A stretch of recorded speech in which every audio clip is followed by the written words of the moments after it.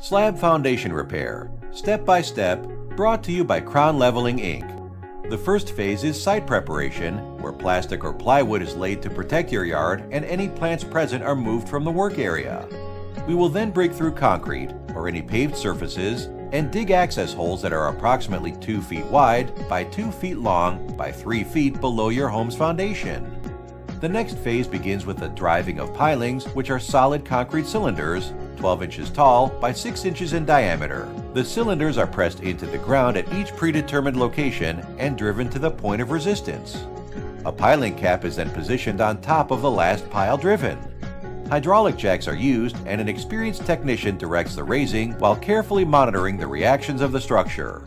Low parts of the foundation are then raised as close as possible to their original elevations. After raising, pilings are then placed between the piling cap and the bottom of the foundation beam. Steel spacers, shims, are inserted between the beam and the cylinders to support the home structure. Each hole is backfilled with soil and concrete breakouts are patched. Then we clean up. Crown Leveling offers slab foundation repair throughout Central Texas. Visit www.levelyourhouse.com or call 1-800-699-4814 for more info today.